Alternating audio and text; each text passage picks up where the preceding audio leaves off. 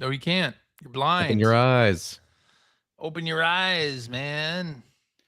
Sounds like someone's working for his car, man. Blurp. Blurp. Boppity bop. How do these glasses get so dirty? I don't do anything all know. day. Yeah, you touch your glasses a lot? No, No? Are you sure? pretty sure. Ooh, that just made it a lot worse. Oh boy. Well, what are you Listen, I don't want to have this conversation. are you wiping it on your shirt? Yes, he is. Yeah, that's your It's part of the problem. Probably I'm got wiping my ketchup glasses off on this on abrasive these- cloth that I have on my greasy body all day. I wonder I why it's used not to- You cleaning don't know that my my glasses. body's greasy. Uh-huh. to wipe the ketchup chips that I just Yeah. ate. Yeah. Yeah. Ugh, God, it was better before. Yeah, see? I can see you guys. You can't Ah. Well, the glasses are Smear a clean. little- That's not the problem. Oh, smear a the little problem- Vaseline on the lens. Problem is that the glasses are clean. We're talking Star Trek before the show. That's the old we were. TOS We'll talk about it. trick. We'll Just talk about it. Smear a Or- little Vaseline on the screen.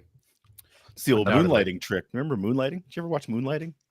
You know, And I never do did. remember that show. I never did Anytime, watch it.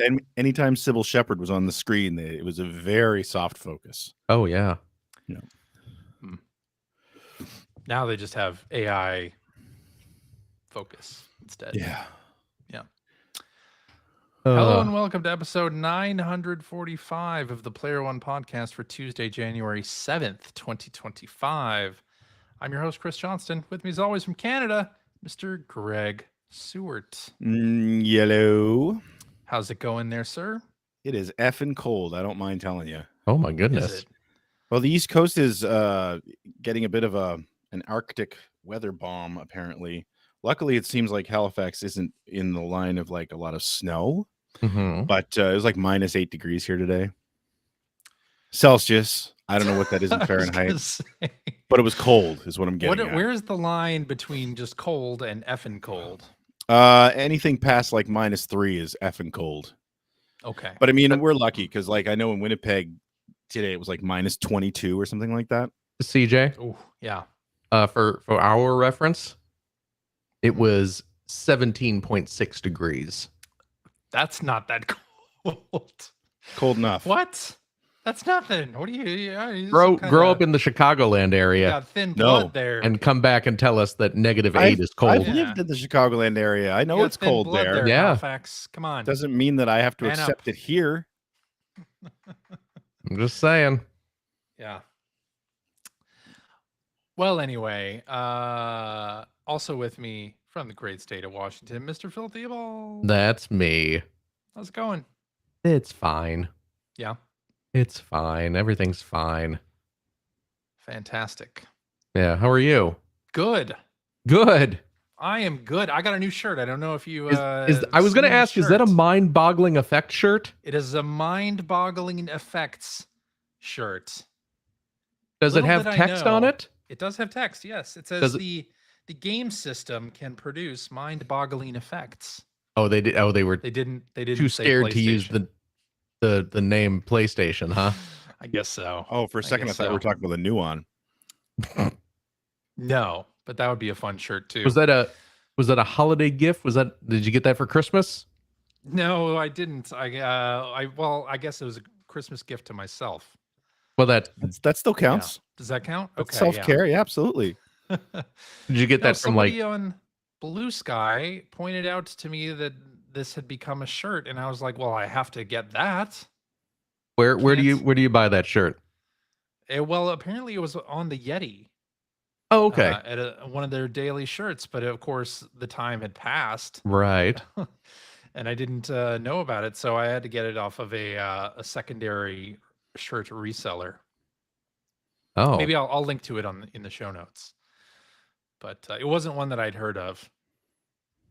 so is this a bootleg of a Yeti shirt? No, I believe it does. Okay. The artist is getting some kind of Oh, okay. kickback from this. Now, are I you hope getting they are. kickback for this? Because I am not. No. This is No, This is CJ your doesn't. thing. CJ doesn't take is my money for thing. advertising. CJ is Oh, that's also advertises for free. true. Yeah. No, I mean, in case people don't know, so 30 years ago, when I wrote for EGM back in 1994, one of the first things I had to do was do a That was 31 years ago. okay, 31 years ago. I said 30 plus, didn't I? No. Okay. Approximately There you 30 go. years He's ago. rounding it off. I'm rounding it. My goodness. I was doing a story about the PlayStation introduction in Japan. It was shown off at some show. Yeah. Of course, I had not been to that show. No. I did not witness the show. I was merely taking screen grabs off of a videotape and adding captions and information based on the things that I saw and were not translated that were in Japanese. Based on the screenshots. Based on the screenshots. So I took this screenshot of these two skeletons and wrote the caption, "The PlayStation can produce mind-boggling effects." Now this And little did I know that was this from 30 years- Kingsfield? This is from Kingsfield. This is Right. from software. Now Little I did I know understand the 30 shirt. years on, it would be a meme. Man, CJ is like responsible for so many memes. Yeah. That caption would become a meme. That caption that was probably a throwaway thing that took me 5 seconds to write in the text box. It wasn't probably. It definitely took me It 5 seconds to definitely, write. Yeah. And the text box would become a meme, and then I would be wearing a shirt of that meme 30 years on. 31. 31, whatever. Well, wait a second. What month did you write this? Because I bet it's closer to 30 years than 31. It was like June or July. Yeah, see, there you Just go. ruining the joke. You're just ruining the joke. So yeah, that's kind of crazy to be wearing a shirt of Well. a meme that basically is something that I wrote. I when was, still think you're 18 getting years old. stiffed out of some money you're due. I don't care. I don't care. Yeah, see, this is That's the internet. That's the internet. That's right. Unless you're the one choosing to put up with it. I'm Unless just your saying. ICANN has cheeseburgers, then you're making loads off of book deals. CJ was that cat. CJ was that cat who was so hungry for cheeseburgers back in the day. I know. You didn't make any money off that? Yeah. Yeah. You were scumbag Steve? Remember that? That's not true. That was you? No. It was an old college photo of you? Did I tell you there's a wedding? One of my wedding photos is in a Wedding Fails book. Wedding fails? Yeah. Which is kind of humorous now. I'm trying to think But, what that would have been because yeah, that is kind of funny actually. I was No. nice enough to not say anything. Well, that's pretty great. What photo? Congratulations on that. Well, okay, so there's a photo of the wedding party, Right. and which included, our If you say your wife, I'm gonna lose it. Which included my wife. which included my wife and her sister, my brother, Mike, my best man, and my wife's nieces and nephews. Yeah. And they were like the ring bearer and the flower girl. Anyway, the ring bearer, which is my little nephew, fell over during the picture taking. So they have a picture of us like all posed, and then him falling over and then like dragging the flower girl down too. That was great. Yeah, So there's a funny picture. There's So a book. there's a book. Yeah. Did you get paid for? Oh, I guess the photographer would own the rights to these photos. We Did someone bought out get the paid rights. for this? No, I don't think so. No, I don't That's think not anyone got paid okay. for it. Yeah. not Internet again. I Yeah. know, that's not okay. Internet. But I mean, when it comes to professional photographs, I mean, there are a lot of like parts in place to keep that sort of thing from happening because of what you just There said. are. I mean, like Yeah. for anyone who doesn't know that, like when you get professional photos taken of, say, like a wedding, you have to buy the rights to those photos. You do, Yeah. and we did. Yeah. Yeah. So, I mean, then you should technically get paid for anybody who, publishes those photos. But anyway, Yeah, but is that going to buy me happiness, Greg? couldn't yeah. hurt. Couldn't It hurt.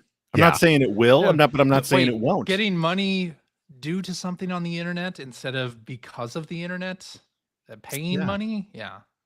The other thing That's is, I good. want you to Anyway. put me in touch with whoever published this book, because I feel like my wedding photo surrounded by a bunch of police would probably fit that bill pretty well too. Every so often, there are social media accounts that do that same kind of thing, like funny family photos. Right. Right. And the photo appears in those all the time.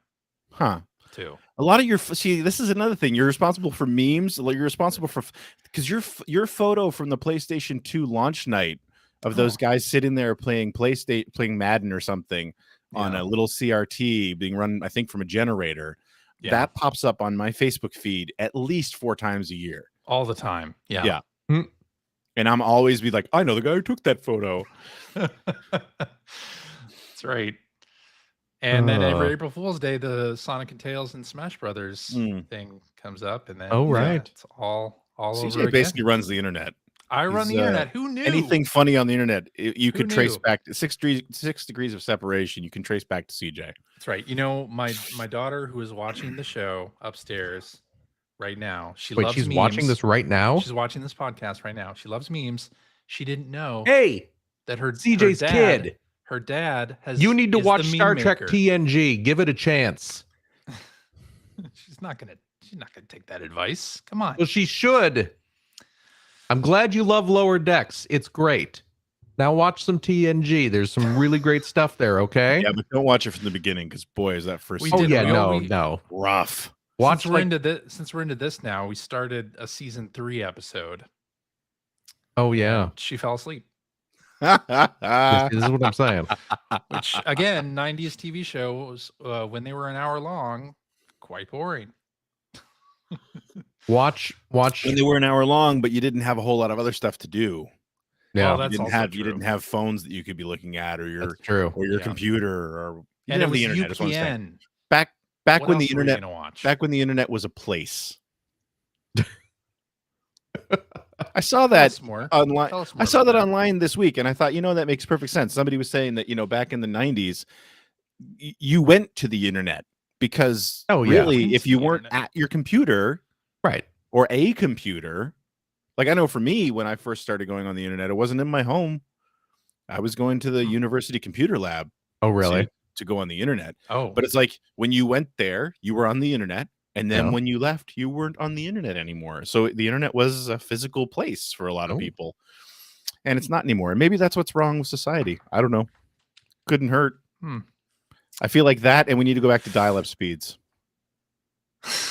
Turn this into a long distance party line. CJ can get one of those little suction cup things that you put on the phone receiver so that we can record this show every week. I did used to have one of those. I think a lot of people did, especially people who worked in the media. Thank goodness. Just saying. I don't want to go back to those days, though. I think the world might need to, is what I'm saying.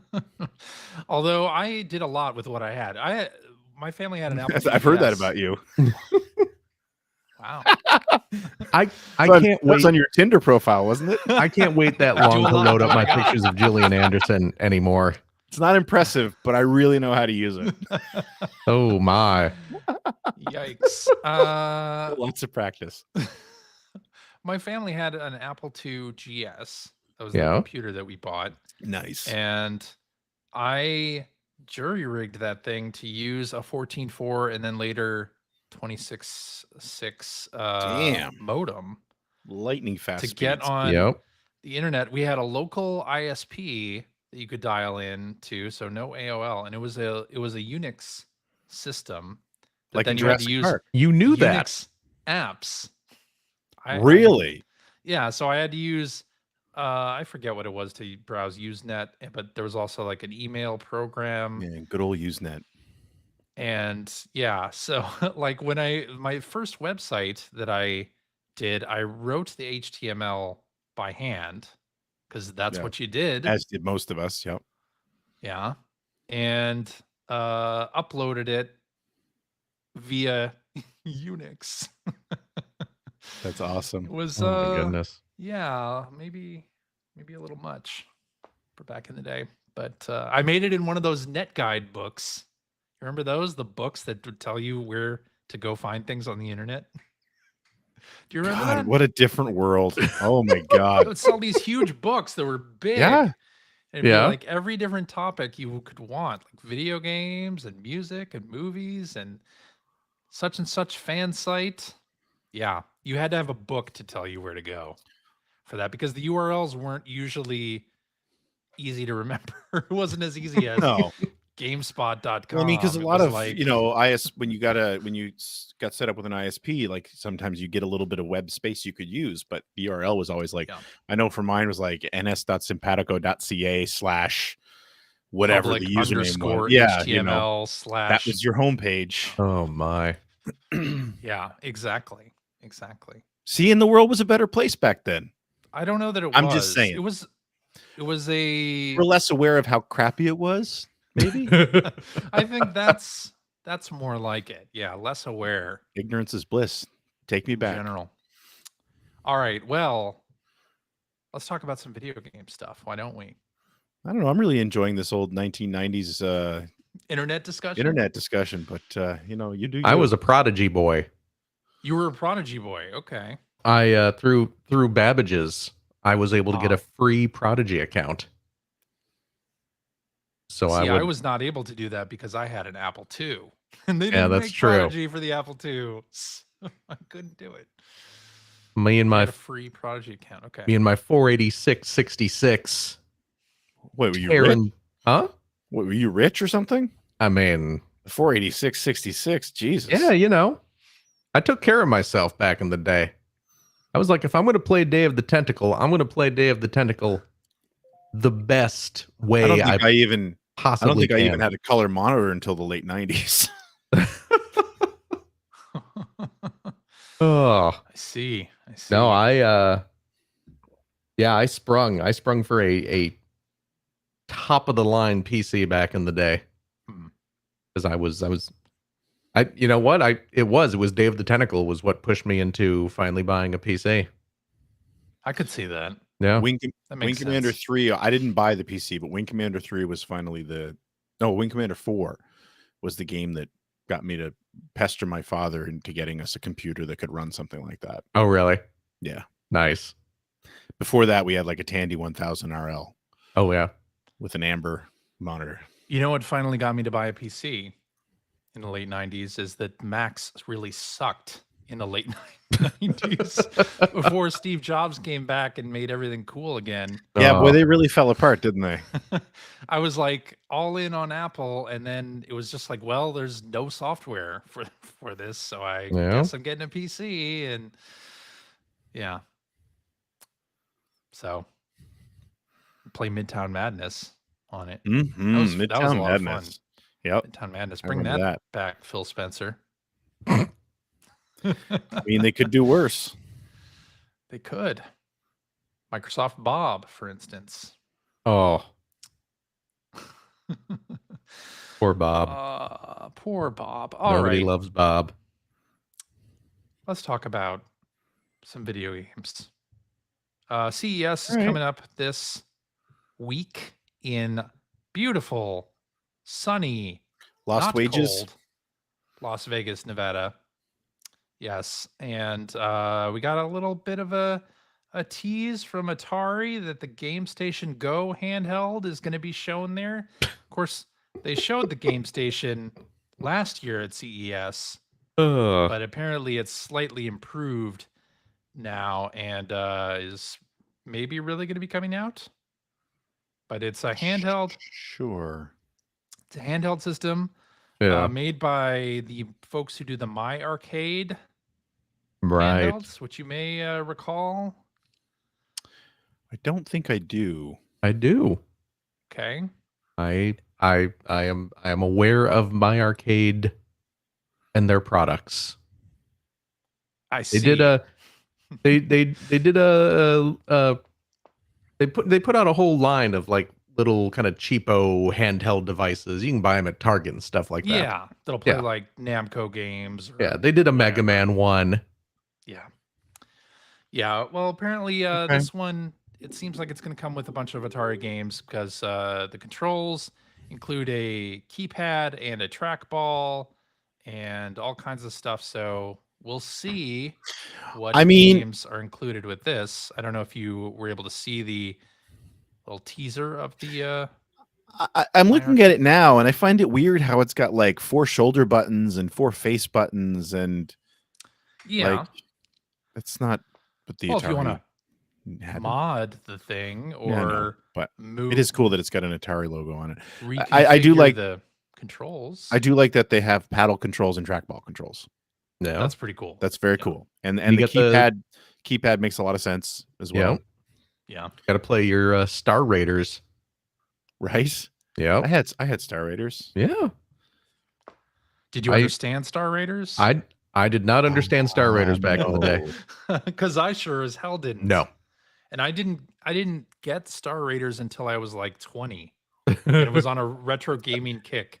I So got picked it. up Star Raiders and I was like, I don't know what this is. Like I got it for my can't birthday understand. one year from my uncle, and the weird thing about that I remember is it didn't come in like a standard cardboard sleeve, but because it had the keypad. But Right. it came in like it was like a beige. It was like an official. It was official pack. It was official. It was packaged well, but it wasn't. I don't remember it having like a box with like box art and stuff on. I know that there is an actual like official box art for that game. I don't know what was going on, but anyway, I remember getting it, and it's just like I loved anything that had to do with space, so I was happy to play it, but I had no clue what I was doing. I see. When you look back at it, that was a pretty decent accomplishment for a 2600 game. Oh yeah. That game shouldn't have worked on the 2600. So. Certainly not. No. All I know is that Game Station Go is the phoniest. Like, we need a non-licensed game to talk about on our sitcom. Yeah. At all the. That's like one couple letters off of what's down here. The Oh game yeah, system absolutely. can produce mind-boggling effects. Yeah. Yeah, I just lifted my shirt on YouTube. Yeah, you did. Yeah. That you got to save that for the OnlyFans. Now we're gonna have an age gate to this video. Get All some right. hot naval action. I'm all about naval action. Pirate That's ships right. and such. All right.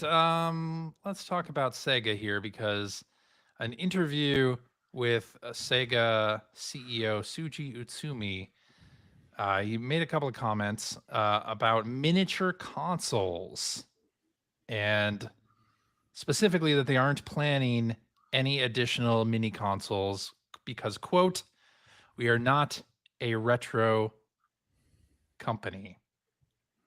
But also, please look forward to our upcoming Jet Set Radio, Shinobi, Golden Axe, Streets of Rage, Crazy Taxi games. Yeah, he says, "I'm not going for the mini direction. It's not me. I want to embrace modern gamers. We really appreciate our legacy. We value it, but at the same time, we want to deliver something new. Otherwise, we'll become history. That's not what we're aiming for." I mean, when was the last mini system released from any company? Oh, from any company? I mean, was it the Turbo? The TG16, wasn't it? Yeah, I mean, how long ago was that? A couple years now, I think. Yeah, I mean, you look at the Genesis 2 Mini, and that was basically a Japan only. Exactly. That was made for Japan, yeah. Right? I mean, and they clearly didn't want to spend any more money on that than they had to. So it was great that they did it. It was great that they celebrated it. I think it made sense because, like, from a, with the Genesis, from like a worldwide perspective, it made sense for that to be the system that they miniaturized. When you get into the Saturn, I know it was super popular in Japan. It kind of wasn't anywhere else. It just seems weird to be coming out with a statement about how you're not doing any more miniature systems when that fad has been dead for. Yeah, but I'm sure they're still inundated with people saying, "When's the mini Dreamcast I'm coming sure out? When's of the mini that. Saturn coming out?" I guess. So, yeah, I don't know. That statement doesn't bother me at all. I mean, when he says we're not a retro company, I think what he means is stuff like that. Yeah. You know what I mean? Like, we are not that company. That's I think it's to put into perspective the existence of those things as kind of a one-off celebratory thing. Yeah. And by one-off, I mean 4 off, but 5 off. But you know, that's not their focus, clearly. Yeah. I don't think that means that they won't be re-releasing bundles of old games. I mean, they've delisted all those Genesis games on Steam for some reason. Right. I can only imagine there's something coming down the line that they'll be able to resell that Seems stuff. likely.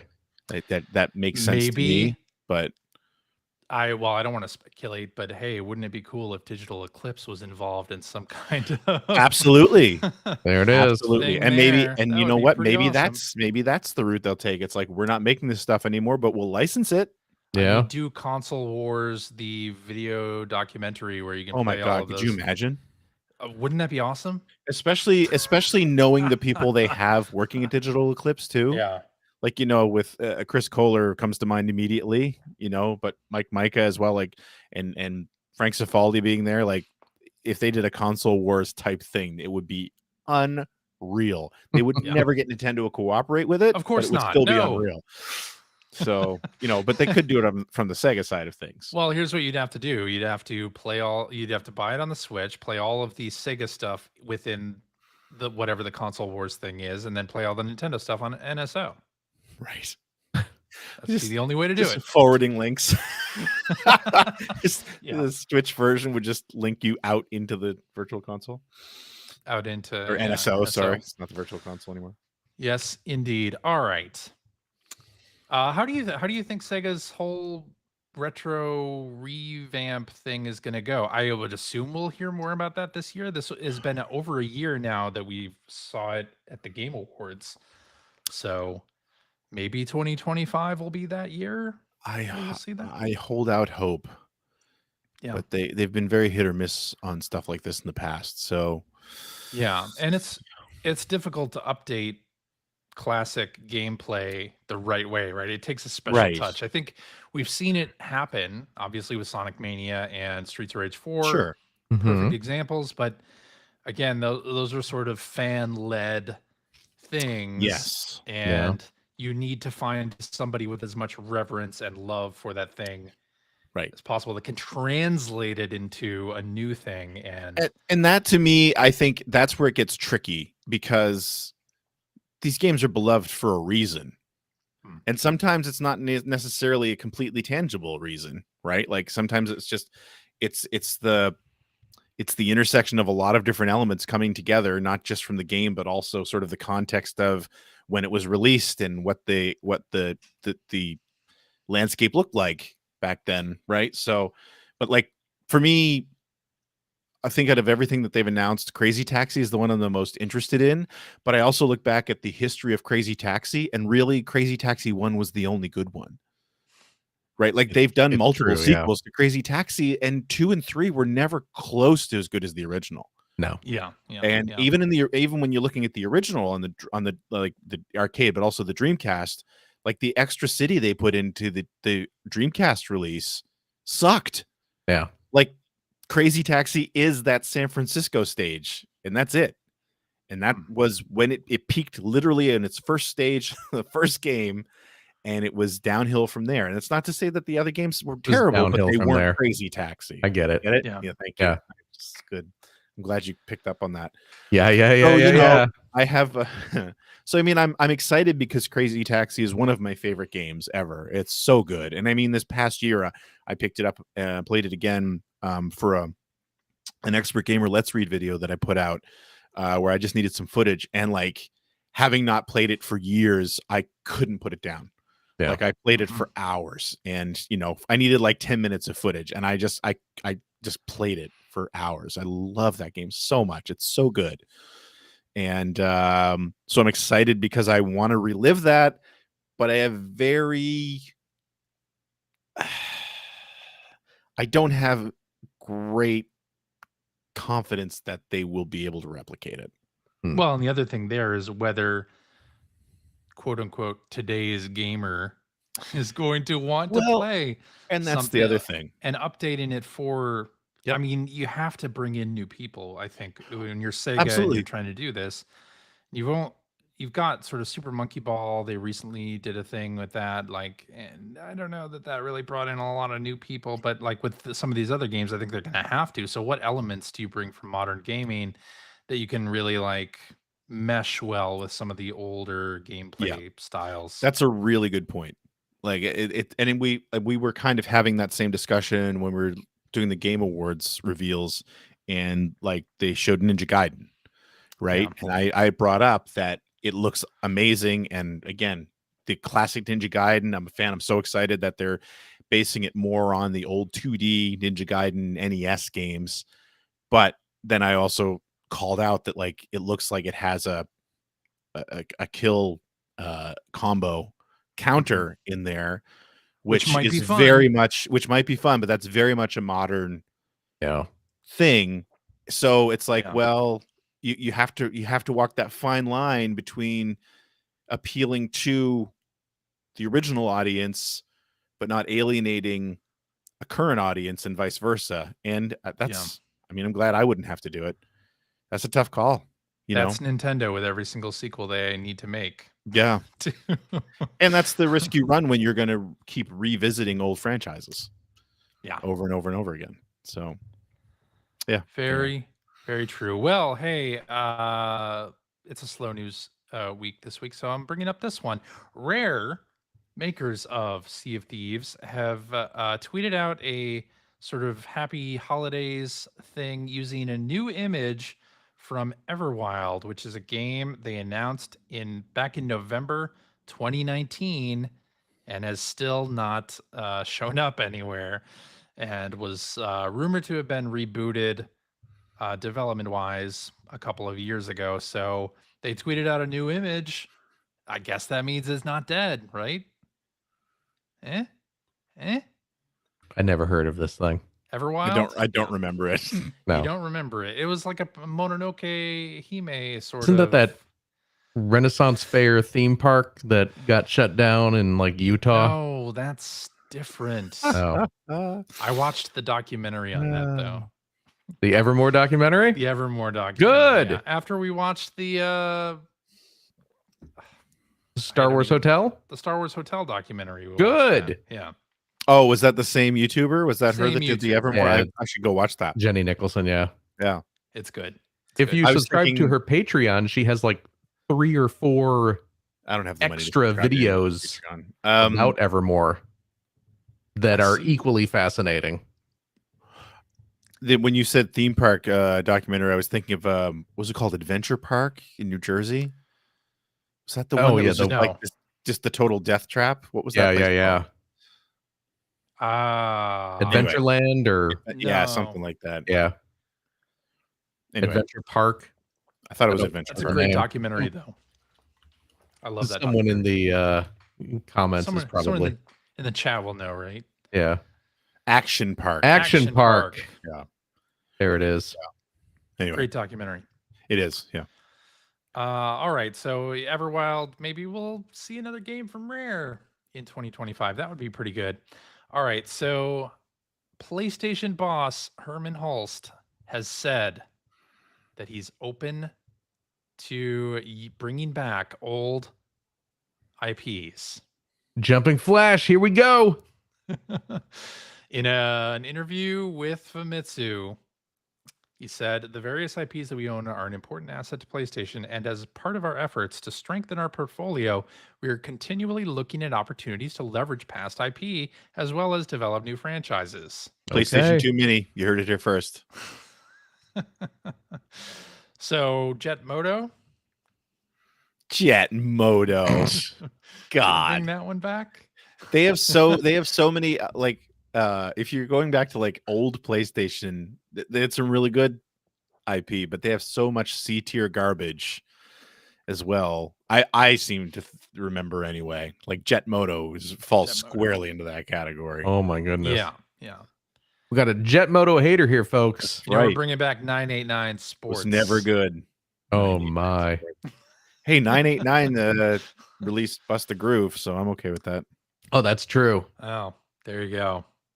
Yeah, Jumping Flash could be cool. Parappa You the bet it could. Rapper. Bring back Parappa. Mudron in Yeah. the Bib chat. Let's Ribbon. bring back the old 16-bit movie games like Hook, There you go. Cliffhanger. Hey, I loved Alright. Hook on Sega CD. So are there any other PlayStation IP that you would want to see come back? Other than Jumping Flash? Come on, Blasto. Oh, you can't do Blasto without Can't do Phil Blasto. Hartman. That's true. Come on. You know what's funny I have is trouble. Twisted Metal, obviously one of Sony's big franchises back in the PS1 day, Yes. recently got a surprisingly good TV series. Yeah, it did. You know, there are There's no supposed to be a second season of that. yeah, they're making a second season, which is great. But there are no Twisted Metal nods in Astrobot. Oh, interesting. Why is that the case? Couldn't tell you. Yeah. It's kind of horror themed though. It'd be a little gruesome, wouldn't it? I mean, there's Sweet Tooth. there's an Astrobot dressed up as like Pyramid Head. Yeah, that's fair. So That's not a Sony IP. But I mean, Yeah. it's in the game. That's EA. No, that's EA Sports. Oh no, you're right. Because Zany Golf. EA Sports. Zany Golf was before EA Sports. Right, that's what got them in the game. No. You clearly don't understand history. Yeah. But yeah, there's no like Sweet Tooth. It is weird though, where they released that TV series and Right. But we're still not even talking about it as a game series. Although, if I'm being fair, Sweet Tooth was the name of the vehicle. The clown is Needles Kane. If you are a true follower of Twisted Metal lore, like myself. See. I was not a Twisted Metal fan at all. Oh, really? No. I really enjoyed the first game. I loved Twisted Metal 2. Twisted Metal 2 was the peak. Yeah. At least on the PlayStation. 3 was terrible. 4 was terrible. Yeah. Small Brawl I heard that was decent. was pretty good. I'm cool because it was Single track. It was single track. It was the original developers. Yeah. Um, Single track was really prolific in the early days of the PlayStation. What was that sub-based game that they remember that? It was like a shooter. That, know what? It was probably years and years ago at this point, but I believe that game ended up on like one of those EGM review quizzes we do in our after shows. Yeah. And I don't remember Subnautica? No. It was Critical Depth. Critical Depth. Actually, you know what? I bet I probably guessed. Jet Moto games. Yeah, I probably guessed it was Subnautica back in the day. Yeah. But I enjoyed Twisted Metal Black as well. That was kind of the return to form. I remember that being a big deal. Yeah. We put it on the cover of EGM, I remember. And then it just went away. Just like, hey, this is Twisted Metal's back, baby. Yep. And I remember it being really well received. It looked great. Yeah.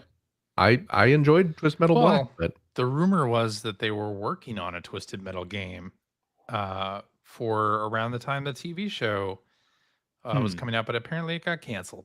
Nah. Yeah. What about SOCOM? You remember SOCOM? I do. That's something they could bring back. Anyway, we got some Switch 2 leaks. Now that it's these always turn out to be real. Got a bunch of people showing off Joy-Con and stuff.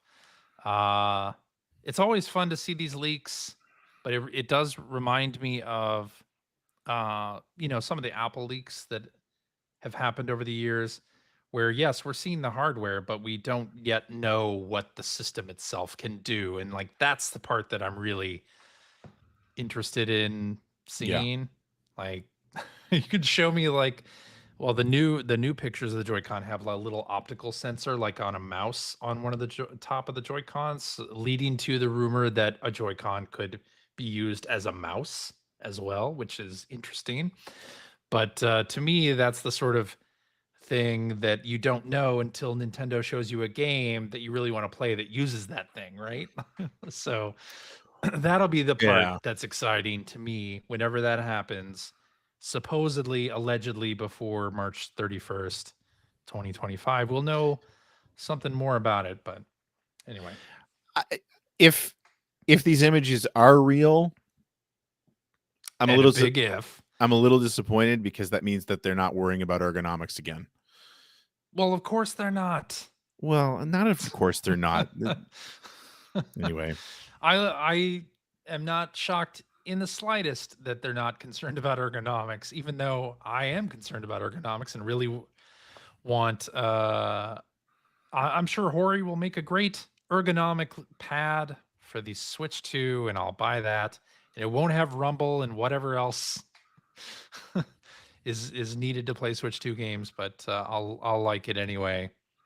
But I'm kind of hyped for Switch 2. I want this is the year, right? This is definitely the year it's gonna happen. Mario Kart 9, end of the year. I don't know about that, but hey, I want it to happen. That's right. We're willing it into existence. Okay. So I won't have your negative Nelly crap. Yeah. It's gonna happen. Okay.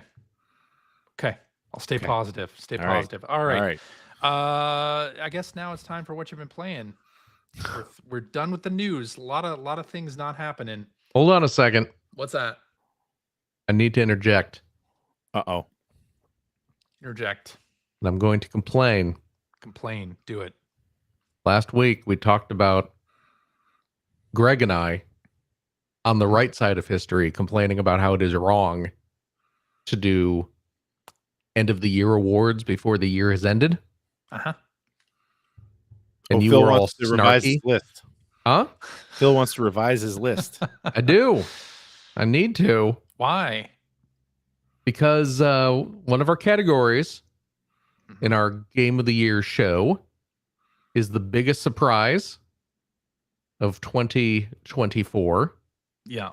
And I said my biggest surprise was seeing the revival of EGM, Electronic Gaming Monthly, through the outstanding EGM Compendium Kickstarter. But right there, December 30th, 2024, after we recorded, yet still in the calendar year for which we were discussing awards, a bigger surprise occurred. Oh. And that surprise is as follows. Please tell us. The classic PC RPG / shop simulator Reciteer, which came out many years ago, is receiving a high definition remake to be released in the new calendar year of 2025. And Yeah. let me tell you, I don't know if you've ever played Never heard of it. Reciteer. I have never played it. No. Have you heard of Reciteer? No. I think I've heard the name, but Okay. that's it. Well, you two are both very behind on the times. Reciteer. When did Reciteer come out? I'm going to look this up real quick. Reciteer, an I mean, item you're shop's supposed to know tale. all about it. Why don't What's you tell that? us? Why don't you tell us, Phil? Well, it came out in 2007. Oh. So it's an old game. Reciteer was a game that I had heard about. Someone was talking about it online way back in 2007. And it sounded good. And I picked it up on the Steam, where you can pick it up today, I will have you know. And it is a ton of fun. It's a like I said, it's a RPG. and it's kind of split.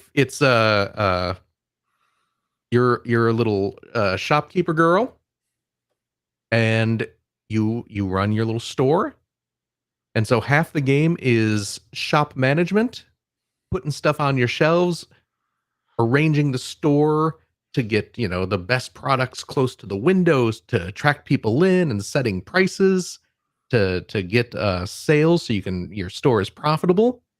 And then when you start running out of merchandise, you head off into a dungeon, and it turns into like kind of an ease style game.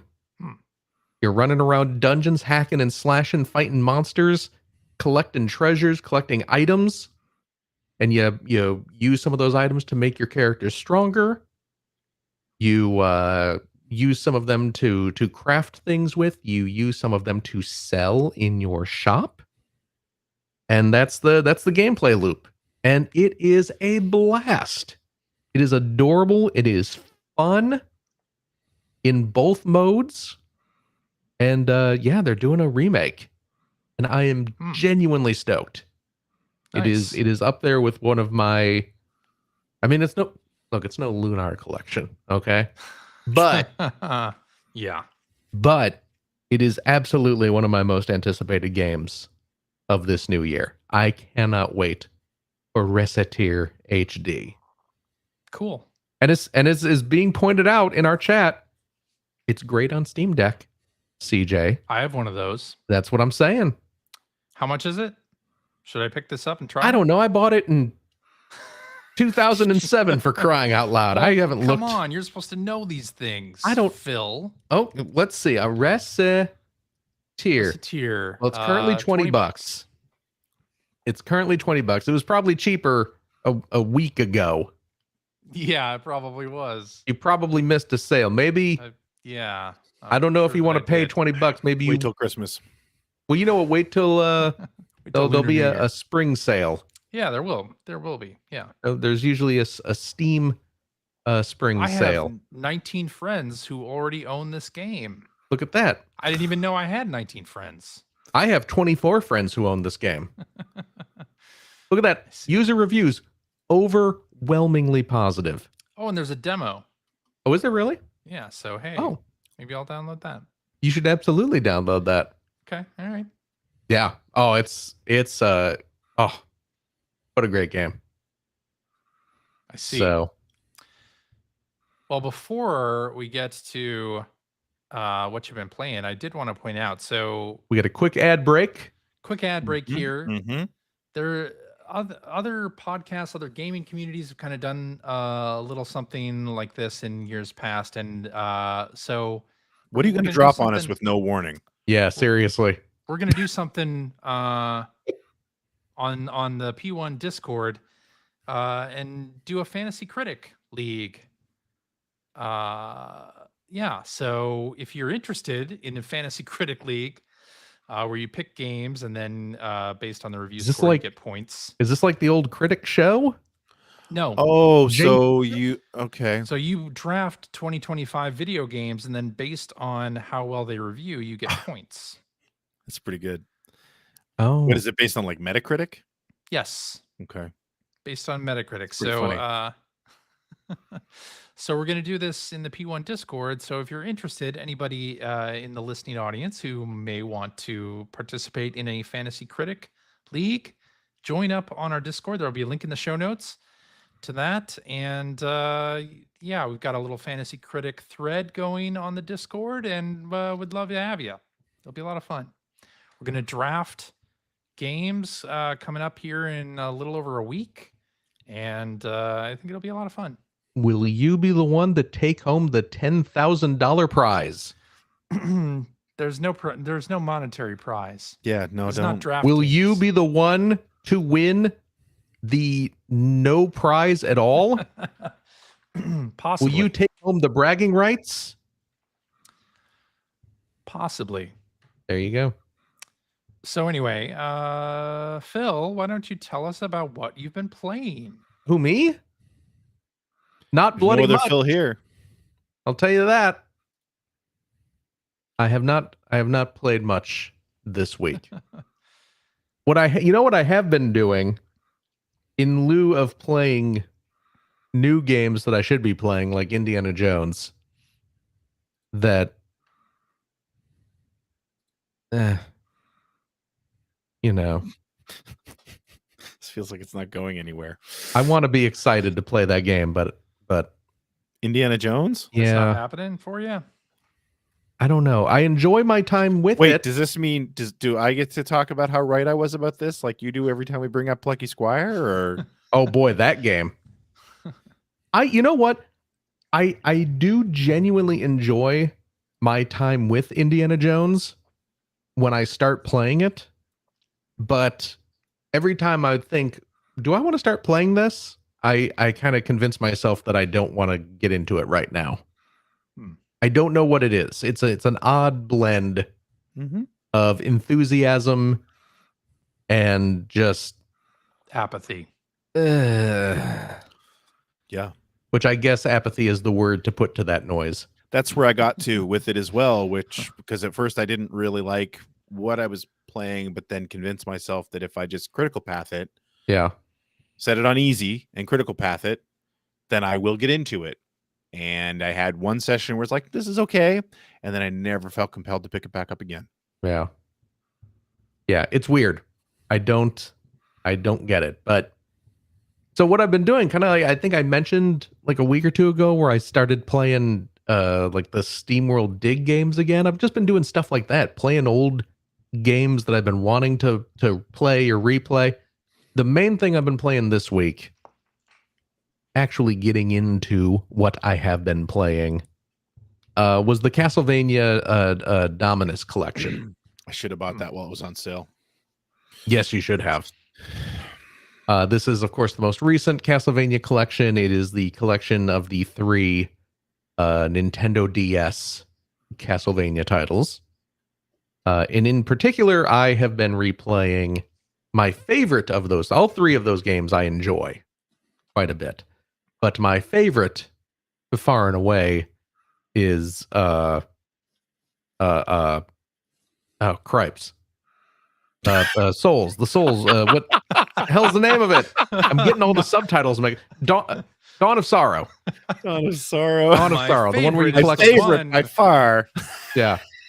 I get all the titles mixed up. I'm an old man, you know. There's so many portraits and dawns and harmonies and, you know, Castlevania subtitles. You know how they are. Oh yeah. Especially when we got onto the DS, because everything had to incorporate DS somehow. I know, right? Everyone thought they were so clever with their dragon songs and their dual symphonies and all that stuff. But so I've been playing Dawn of Sorrow, which is a fantastic Castlevania game. And yeah, that's actually like really the bulk of what I've been playing. I've been just spending a lot of time getting through that. I'm actually pretty close to the end. It's a great game. It is. I finished it back in the day, of course. And I've been wanting to replay it for years now, and here's a good way to do it.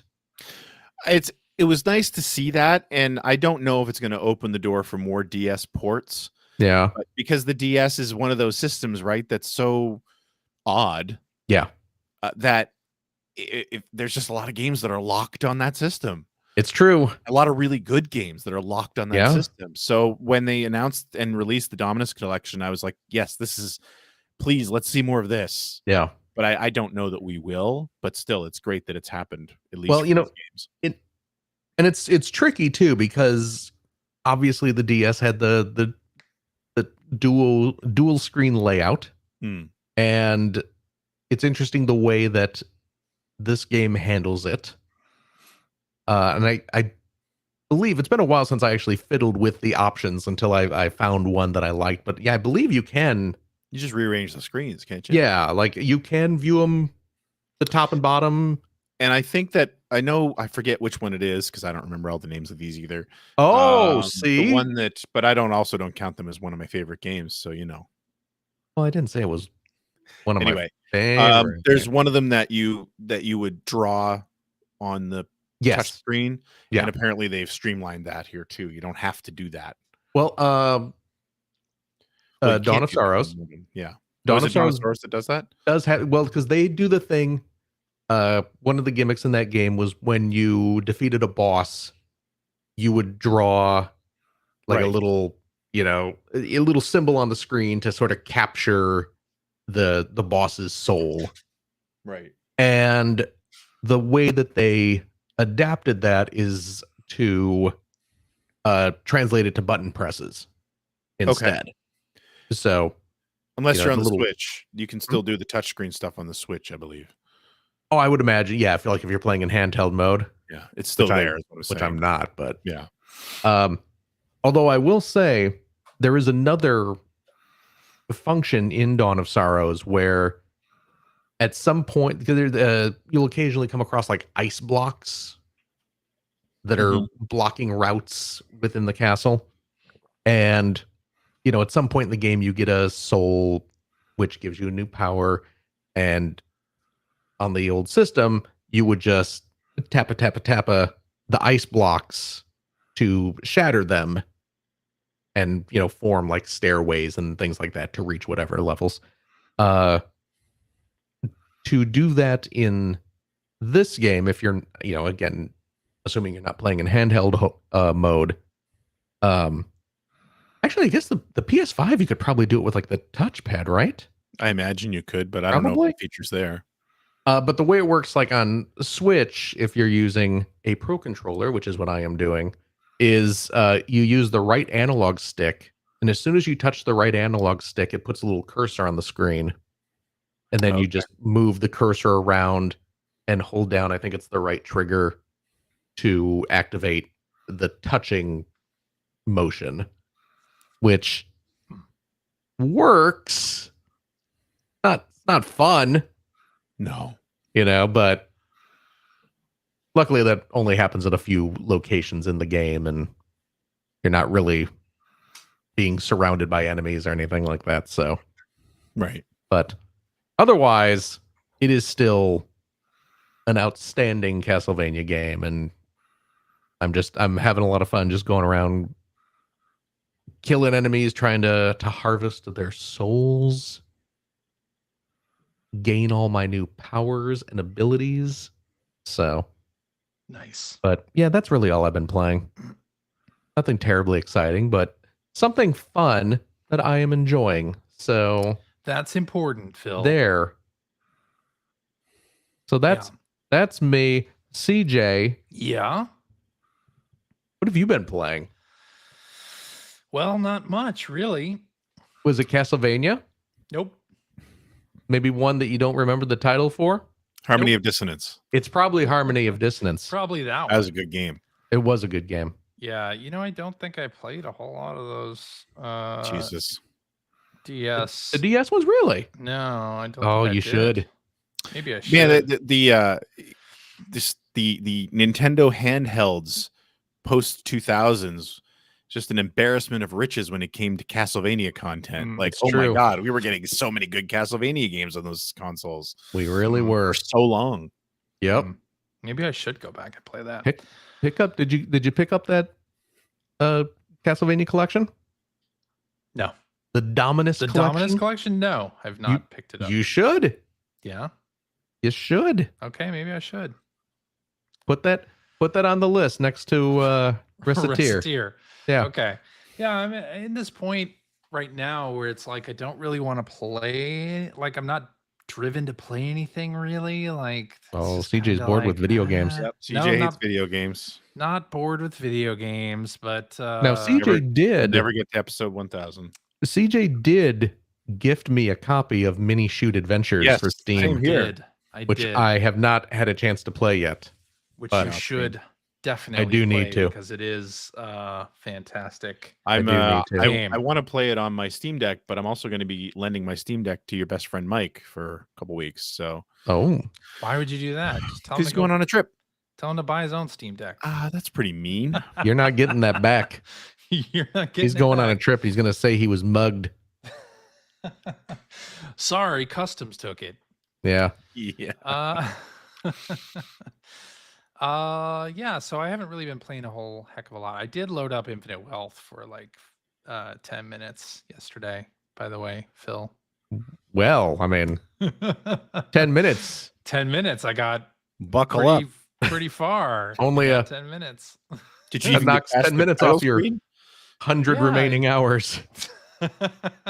I went back to Ichiban's hotel. That was it. Oh, The end. all right. Good stuff. Yeah.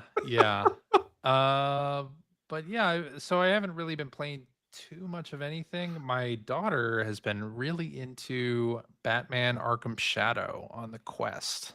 Oh. She, of course, is loving the DC heroes and villains, and Batman Arkham Shadow is one of those games that came out. I picked it up, had not played it. She's down with Batman. She heard about the game and then really wanted to play it. So she has been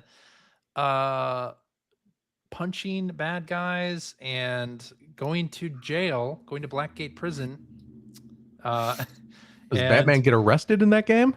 Switching, like collecting contraband and all kinds of stuff in VR. So she's been doing all of that. And it's been really funny to watch and listen to her punch. You should all these record thugs. some of that It's and great. play it back for her. Oh, I already have some. Oh, okay. I already have some videos that I sent off to her mother as well. I have a great video of this woman I was dating for quite a while. The first time she tried VR, it was PlayStation VR, and it was that Until Dawn game, the roller coaster. Rush of Blood. Rush of Blood, which I loved. I loved Rush of Blood. So it's like she wanted to try something. I was like, "Well, try this out." Right? She wasn't a horror game or a horror movie person at all, and and my buddy Jim was here at the same time, and I have video of her sitting in this armchair right here, just screaming her head off and like ducking and like freaking out, and her hands are just shaking. It was the funniest thing in the world. Yeah. Just I still every now and then I don't know, I have it stored somewhere and I just sort of run across it sometimes when I'm looking for other files and I have to sit and watch it because it's so funny. Well, anyway, Arkham Shadow, really impressive game done by Camouflage, who's now part of Meta Studios. Which is why we'll never get it on PSVR 2. Yeah, you won't. You need to get a Quest 3 or a Quest 3S to play it. I know. But very impressive game so far. Apparently, it's like 13 hours long. It's a long game. It's a full featured game. So, and I've watched a little bit of a playthrough, and yeah, I mean, it looks great. I haven't actually had a chance to play it yet myself, but I will. Reminds me of the My Life in Gaming guys. Every year they do a video just what we played in the previous year, which is always great because it always ends up extending my wish list as far as games I want to try. But Try, one of the two hosts over there, he got into VR this year and he ended up getting a Quest. He was looking at PSVR 2, but he ended up getting a Quest instead because he tried them both and that's what he wanted. And he didn't get too deep into VR games because I don't think he had the time. But the two games he mentioned that he really liked was Walkabout Mini Golf. Oh, love it. And Humanity. Oh, look at that. Yeah. Yay. So I was thinking of you when he brought up Walkabout Mini Golf, obviously, but then the next game he talked about was Humanity. Oh, that's great. That's great. Yeah. Walkabout Mini Golf, by the way, just continues to be awesome. We have a group that plays every Saturday frequently, on the P1 podcast Discord.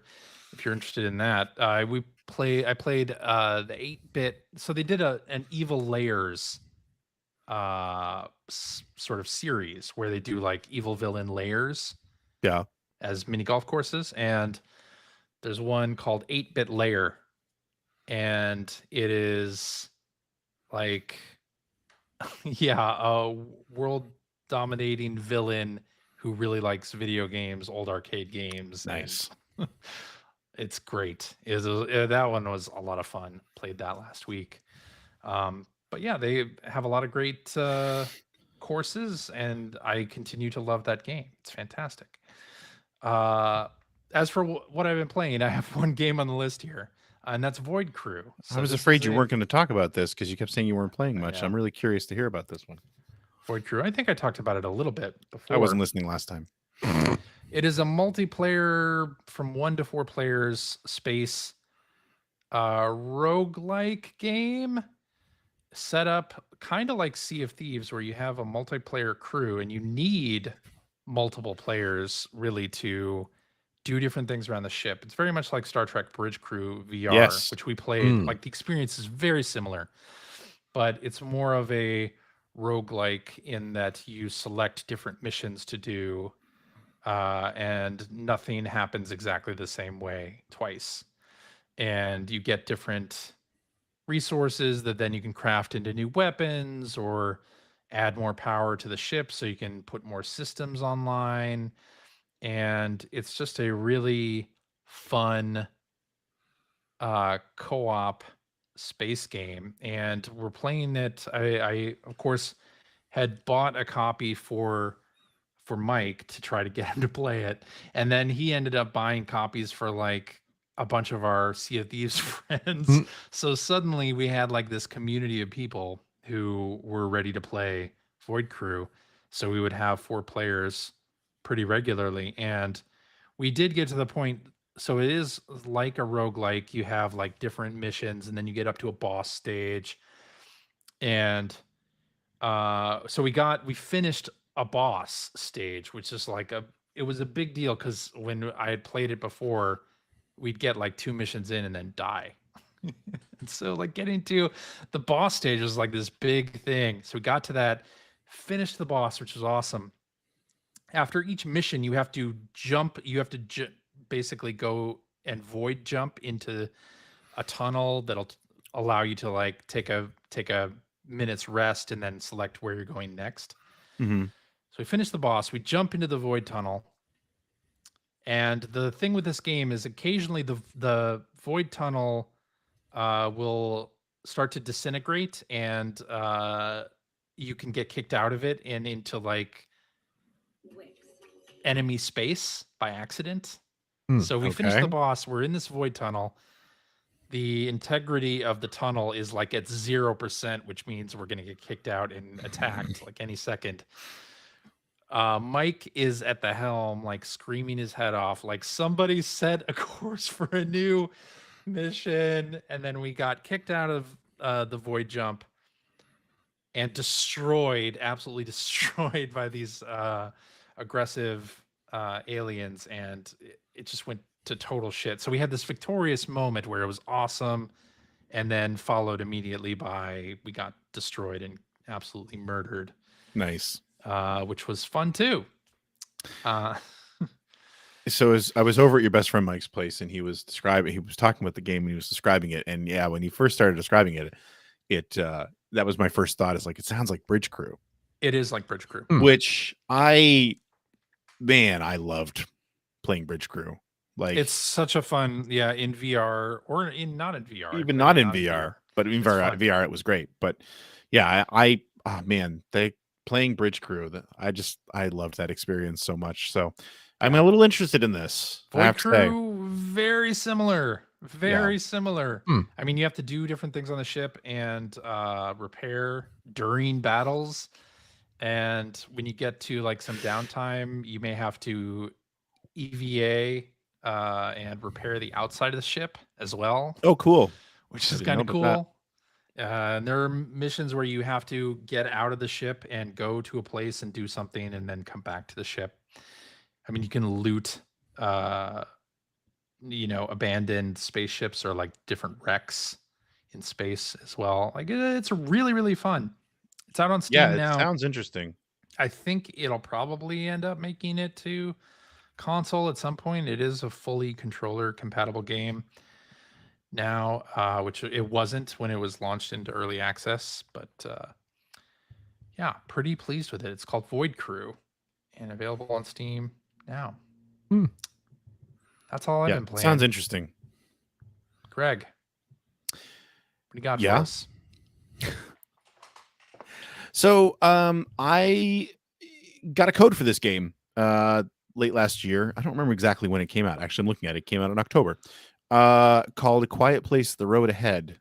So it's takes place in the same universe as the original John Krasinski film. But obviously there have been 3 of those now. And last year, I believe, Quiet Place Day One came out. I think that actually got a theatrical release, but the first 2 were like Netflix exclusives. So if you've never seen A Quiet Place, first of all, I highly recommend the movies. They're really good. I don't know if either of you have watched them. I have not. The whole point of the whole thing that happens in A Quiet Place is that Earth's been invaded by this blind alien species that that locates everything via sound, and they're very violent and very strong, and so basically all the survivors in the world need to be extremely quiet, because even the slightest noise, they will home in on you and kill you, basically. So so the first movie takes place like after all this has happened, and also the sequel. But the movie that came out last year, Quiet Place Day One, is actually a story that takes place during the invasion. And it's really good, by the way. I watched it a couple weeks ago for the first time, and I really enjoyed it a lot. So anyway, Quiet Place: The Road Ahead is kind of the same thing. Like Day One has nothing to do with the characters in the first 2 movies, although there is one character in Day One that is in the first sequel. But he's not like a main character. So they've kind of got to this point now in the franchise where they're making movies that are sort of just in the universe, right? And that's what The Road Ahead is as well. So The Road Ahead takes place in the time, well, it takes place a little bit on Day One. There's some flashbacks that happen on Day One, but then it's about 3 or 4 months into sort of the past that first invasion. But it's a totally self-contained story where you're playing as a character named Alex Taylor, who is well, I won't get into it too much, but anyway, you're trying to get from point A to point B basically as quietly as possible. And it's a first-person game.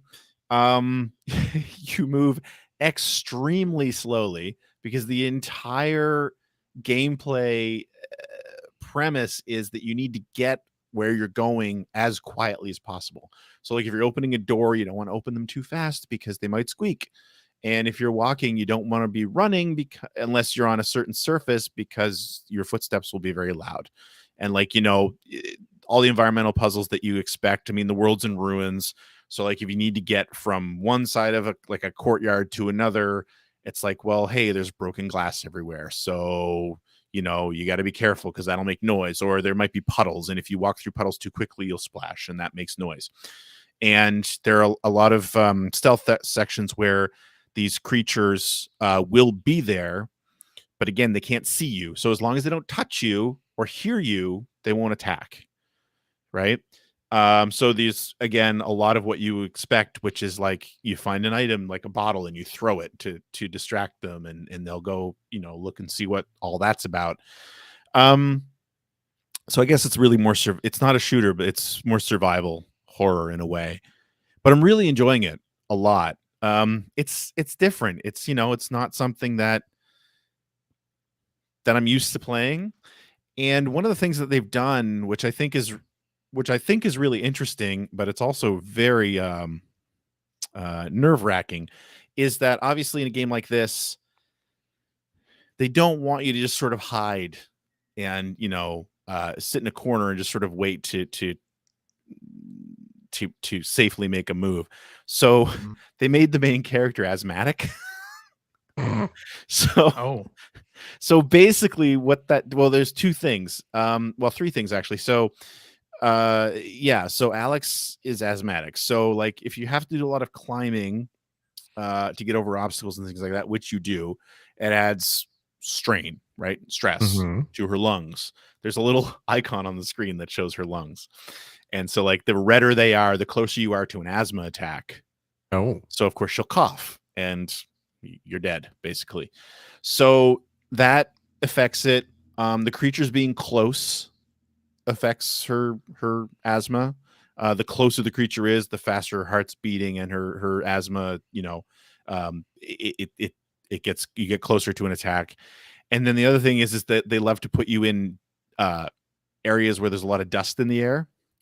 So that's sort of just this like general, like the longer you're here, the worse, right. the worse off she's gonna be. And it's funny because like there was actually an area that I was just in the last time I was playing it. I think it's only like 8 or 9 levels chapters long. There was an area I was in where I had to move through a ruined building that had a lot of like glass and other debris on the floor. And you're sort of going through areas that, where I am right now, the National Guard was there at one point, and they had set up noise traps because, much like any other sort of apocalyptic or like zombie, like The Walking Dead or something like that, obviously the whole story here is that the real enemy is the human, Oh my like God, the seriously? Last of Us, right? So, Oh my. because there's raiders and all that sort of thing that you had to deal with. So anyway, there's all these noise traps. So, but I had to go into this building where it was dusty. There were noise traps everywhere that I had to diffuse basically, and only certain areas on the floor you had to walk, or when you were on these areas that made noise, you had to walk extremely slowly. And the whole time there was a creature prowling up on the roof above me, which was affecting her stress level. So it's just like the way that you deal with that is that you can find pills, and depending on the difficulty level you're playing, there are more or less of them around. And if you just pick them up, she uses them immediately, and that sort of reduces her stress level and helps her lungs and that sort of thing. Or you can find and carry puffers. And so those are things, when you use those, it resets sort of, it brings her lungs back to full health basically. And also I think for a few seconds, nothing affects her asthma.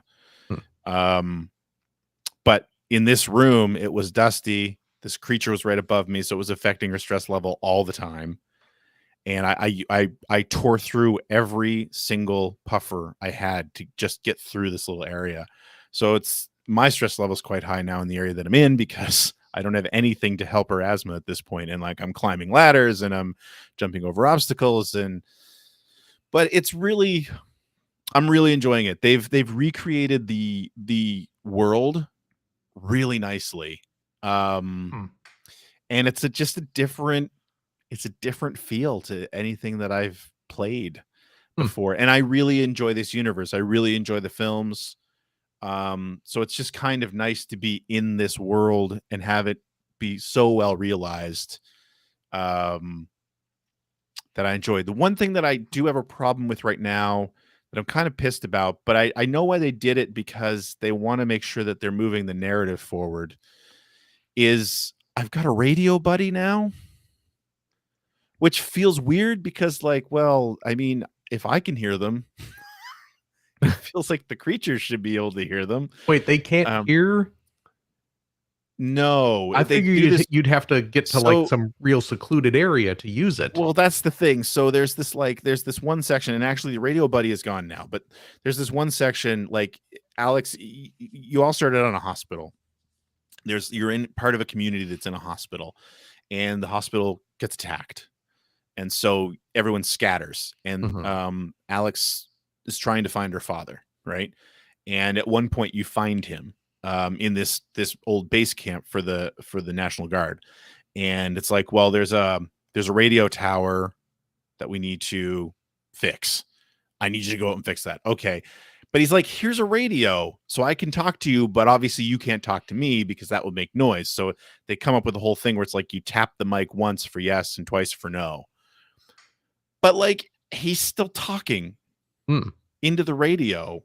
And I mean, it's quiet, but anyway, it's weird.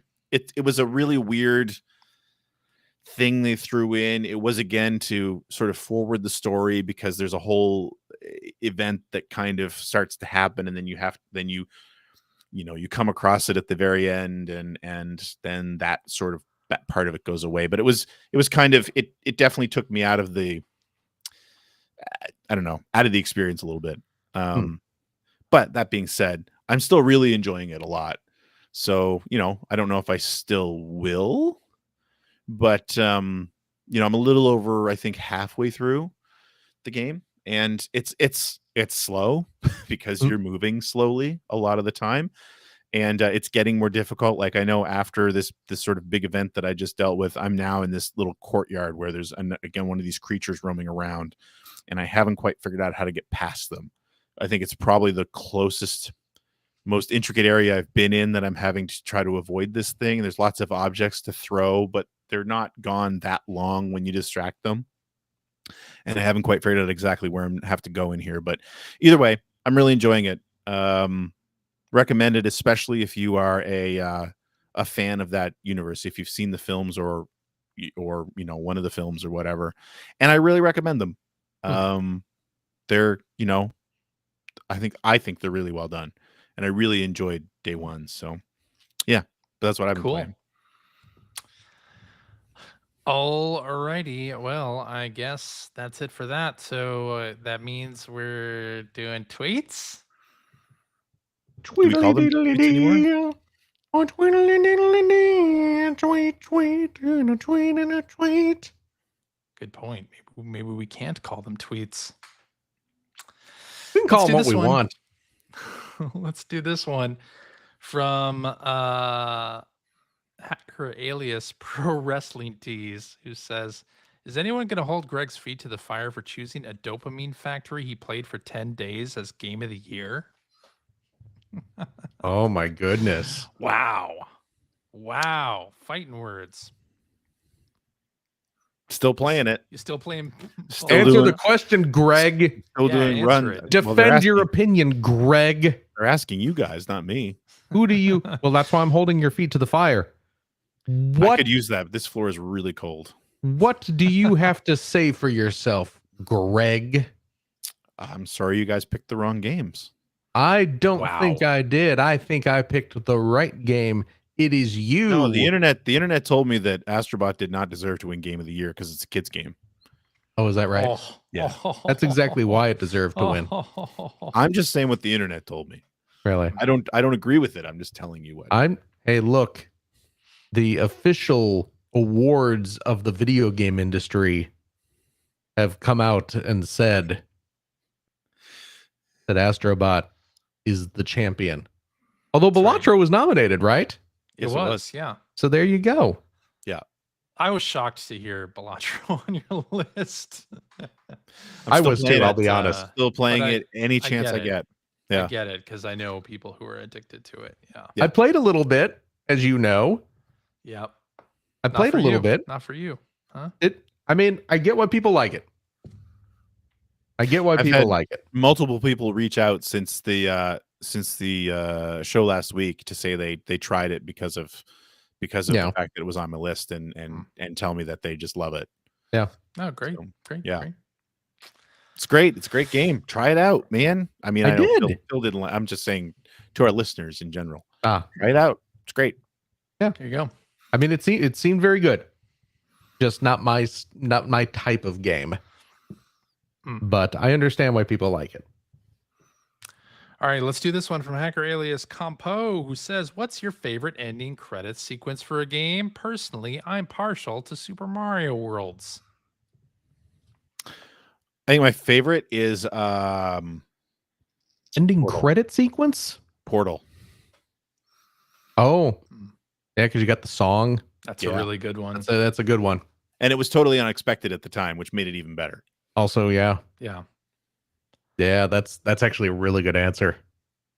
That actually may be the best answer. The outline, because I saw Combo ask this like back on the 27th, and we didn't do tweets in our last episode. It's like, I want to put this in here because my immediately came to mind was Portal. Yeah, Portal. That's a really good one. Mine is Final Fantasy VI. Oh, the Star Wars style scroll. Ending. Well, no, there's just an ending. The ending of I guess it's not a credit sequence, but they show where all of the characters ended up. CJ doesn't understand the assignment. No. Oh, fine. Fine. But it was cool because they did the credits for that game were done in like a Star Wars style isometric scroll. I don't Just know if I saying. remember that part. That was cool. Especially in like 1994. Or Smash Brothers, where you had to attack the. Oh yeah. Oh yeah. That was fun. Well, they stole that from Altered Beast, but yes. Yeah. Was that an Altered Beast? Yeah, you could attack the credits and all. I do not remember that. Yeah, that's fun. Was that in the Genesis one or the arcade? Yep. Genesis. Really? Boy, I don't remember that at all. Well, we got two questions about the Steam Deck, so I'm just going to lump them together. This one from Acralius Cheap Cheapo, who says, just got a Steam Deck, early Christmas present. Do you guys have one and use it? And then another one from Acralius Green Geek John, who says, the Steam Deck has been a game changer for me, allowing me to play several games whilst remaining present on the same room as my family. After a several-year break since my son was born, I played and completed some fantastic games this year. What's been your biggest game changer? I think off TV play in general has been a huge game changer for me from the time of the Wii U to the Switch and beyond. Like whether it's Steam Deck, PlayStation Portal, or Switch, like just having that flexibility to play on any screen, or if the main screen in your house is taken, is absolutely fantastic. Yeah. I have a Steam Deck. I haven't used it a lot in the past probably 6 months or so. I don't know why. It's just that the games that I've been playing I've had them on console. But man, when Vampire Survivors came out, my Steam Deck got a lot of use. And then there was another game that I was playing last year that I played mostly on my Steam Deck as well.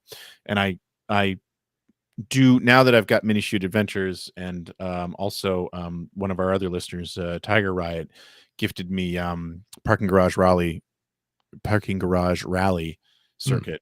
I do want to break out the Steam Deck and start playing it again. But again, your best friend Mike is borrowing it for a couple weeks. So there you go. Steam Deck is awesome. I play a lot of games on Steam Deck, playing Dragon Quest 3 HD 2D on it. Nice. Looks great. The OLED screen on the newer model is fantastic. Yeah. Yeah, I don't have the OLED version. It's real good. It's real good. Is that it? That's what I got. I think that's it. That's it. That's the end of the show. Bye. Alrighty, and that is our show for this week. Thank you very much for listening. If you have a question for us or would like to comment on something you heard, you can direct that to @P1 Podcast on various social networks like Blue Sky, Threads, and X. Or you can go to our internet website at player1podcast.com. There you'll find our contact information. You'll find blog entries about Sega CD stuff from Mr. Greg Seward. You'll find Generation 16 episodes as they happen. You'll find show notes and links to all the things that we talked about during this episode, and a link to our Discord server where you can discuss this episode with us and our other listeners. If you would like to subscribe to the Player One Podcast, you can do so by visiting player1podcast.com or by loading up your favorite podcast listening app. We're also on Spotify. You can like us on Facebook. You can watch video archives of our show on the youtubes.com/P1 Podcast, or you can watch us live most weeks on, the YouTubes, the Facebooks, the Twitch televisions, all over the dang place. Just follow one of our many social media accounts to find out when we are doing our next live show. Typically, it is Sunday evenings at 5:30 specific time. So join us, won't you? And I'll tell you what, if you like what you've heard, and how could you, head over to patreon.com/P1 Podcast. Throw a few shekels our way. You know, CJ and Greg, they're spending so much time talking about the Steam Deck. It's making me very sad that I don't have a Steam Deck. So, oh my God. So, you know, Patreon. Would you funds, use a Steam Deck if you had a Steam Deck? Would you use it? You're not really a handheld gamer. It's, but you know, it's for the show. It's research. You know, it seems like, you know, it might not be a bad idea.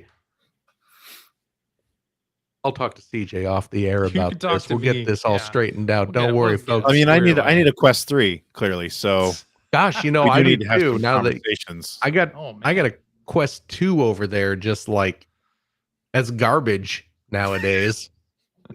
It's literally a doorstop. It's Yeah. holding open the door. So, Mm, how am I going to play this new Batman game I've been hearing so much about lately? true. You You know, can't. The can't. children are playing this game, and I don't even have Mere access to it. children. Yeah. My goodness. Mm. So we'll get all this figured out, folks. But in the meantime, of course, your Patreon funds will go towards keeping our show streaming and all that stuff that we do. So we love and appreciate all the support. And of course, if you are a Patreon member of the $5 tier, Cheap.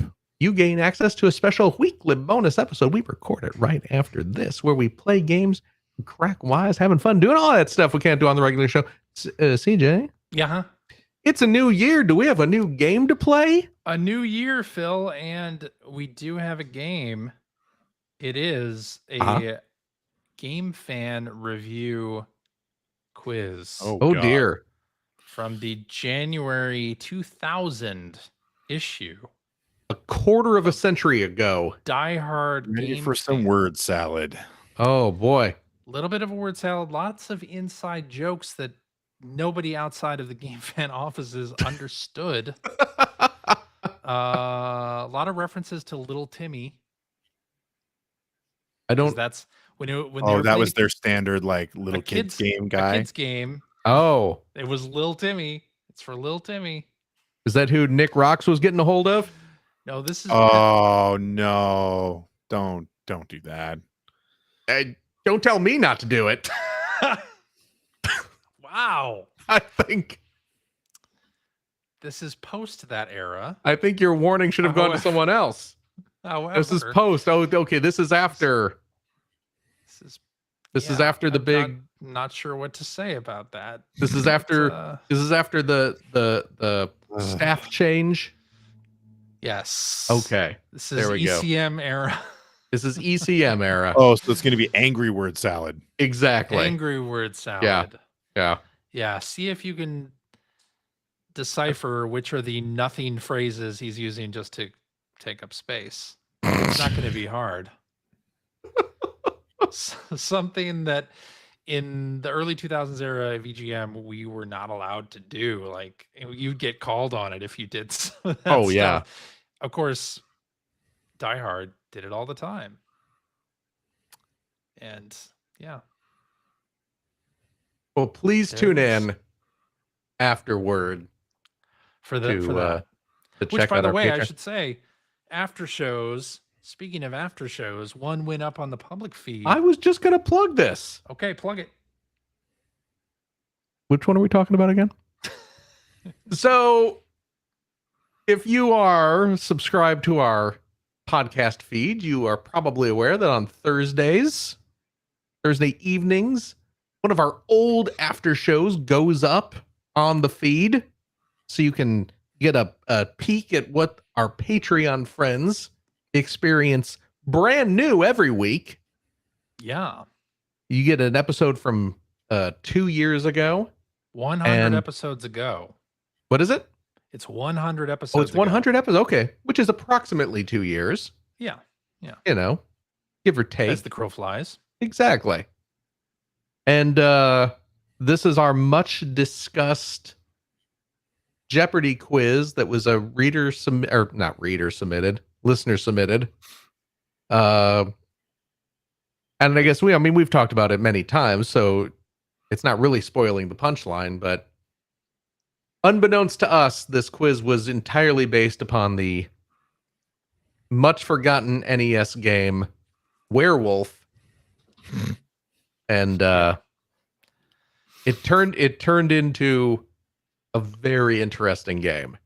It was really funny. Yes. So that is available now on everybody's feeds to listen to.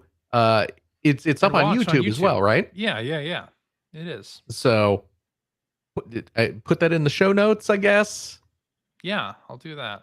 CJ CJ takes care of everything, man. Let me tell you, this guy, what a trooper. We love him. So check out that after show. It is definitely one of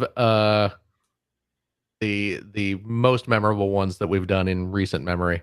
True. And if you like what you heard, and how could you? Our Patreon is right there waiting for you. And I'll tell you what, if you got a couple bucks left over, why don't you head over to patreon.com/Greg Seward to help support Greg's outstanding, and it is outstanding, web series about North America's favorite runner-up, the Sega Genesis. Thank you, Phil. And if you are a supporter of the $3 variety, Also cheap. Happy New Year, Satan. And a happy new year to you and yours, Greg. How have you been? Just try and make it to 26. Look, aren't we all, buddy? Let me tell you. Whew. Boy, oh boy. You know what? We're all in this together. You know, let's stand by each other. We're going to support each other. We're going to take care of ourselves. We're going to take care of our friends, our family, our loved ones. We're going to make it through, Greg. You and me, buddy. Side by side.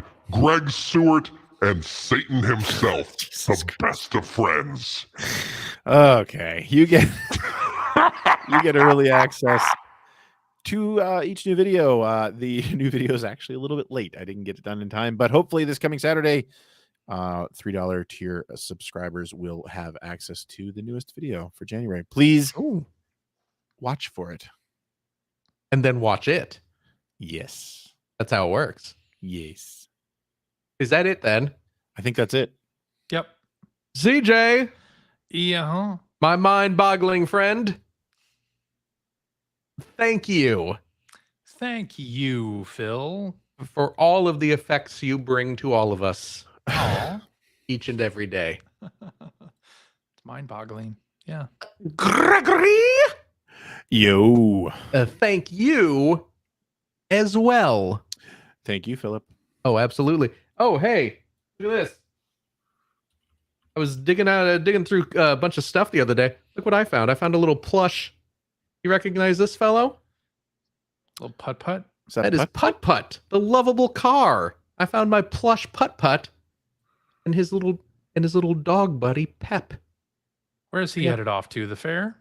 Oh, I think he's going to the zoo today. Oh, okay. Exactly. He's gonna go off and save the zoo. Maybe he'll join a parade later. Those Putt Putt games were fun. Never played them. They're meant for toddlers, Mm-hmm. Right. but they're charming little graphic adventure games. Well, and some of the developers of those games went on to Sucker Punch. That is then true. Made Rocket Robot on Wheels, and then Sly Cooper, and Yes, then indeed. Infamous and Ghost of Tsushima. Yeah, I mean, there's lineage there. I know when I'm So- looking at Putt Putt's charming purple face and his big happy grin, I'm absolutely thinking Ghost of Yote. exactly. I mean, That's I'm right. sorry, Pep. We don't have room for you here. We got the Ghost of Yote is going to be riding in Putt Putt today. I don't have a figure of I wouldn't think so. no, Yeah. but there you go. I was very delighted to be reunited with my plush Putt Putt.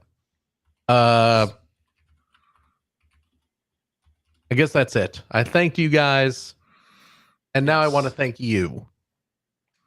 Yes, you are wonderful, wonderful listeners. Greg's pointing at you. Well, he was. There he is. Now CJ is giving you the double guns. Pew, pew, pew. Oh, boy. Pew pew. We're all... My thumbs cracked when I did that. Oh, we're so old. So old. Each and every one of you, thank you very, very much. We hope you are having a wonderful new year, even though we're just a couple days into it. Let's try and keep that going for a few months more. And, as always, take care of yourself, your loved ones, your family, your friends. Be kind to each other. Be kind to yourself, of course. And we hope to see you next week. Bye-bye. Bye-bye. Goodbye.